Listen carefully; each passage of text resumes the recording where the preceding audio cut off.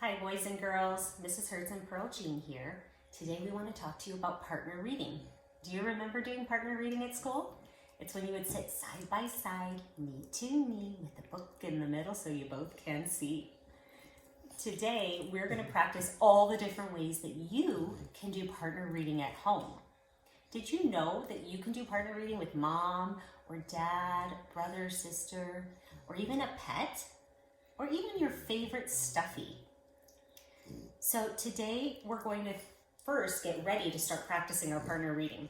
The first thing we need to do is find a book that both you and your partner are going to want to look at. Pearl Jean and I picked a Piggy and Elephant and Piggy book because we both like them. Does that look good to you, Pearl? Yeah? Then you're going to want to get comfy with your partner. Find a spot where you can both sit and make sure that you can both see the book. So either the book can be right in between the two of you, or it can be right in the front of you if you're on mommy's lap or daddy's lap, or maybe you have your stuffy on your lap. Make sure you can both see the pages. The next thing you're going to want to do is find an activity to play with your book and look through your book. And that's what we're going to do next together, is we're going to review some of the activities that we can do when we're partner reading. Are you ready? Let's go. Okay, boys and girls, let's take a look at our readers here in this picture. What are you noticing about them? Do you notice how they're sitting? That's right, they're sitting side by side, knee to knee, with a book in the middle so they both can see. Look at that. Both my friend William and my friend Alexandria are touching the book. They can both see the pictures. What else do you notice? Is Alexandria looking around the classroom? Is Will talking to another friend? No, they're both looking at the book. They're both being avid readers right now. Let's think about some things that we can show Alexandria and Will that they can do with this book. Well, first, they can talk about their book. Pick a book that's fun to think about with your partner and talk about your book after you're done reading it. While you're reading your book, you can echo, echo, echo read. Do you remember how to do echo reading? You each take turns reading a line and your partner reads the same line after you. That way you can help each other out with tricky words. Another thing you can do when you're reading is find words that you know. Remember how we go on snap word hunts when we're reading our books? Look for those snap words that you know. Can you also share your thinking? That's right, avid readers share what they're thinking throughout the story. They might think, wow, I wish I was a princess in that story. Or they may think, I wish I wasn't the princess in that story. And they'll share that with their partner. They can also seesaw read.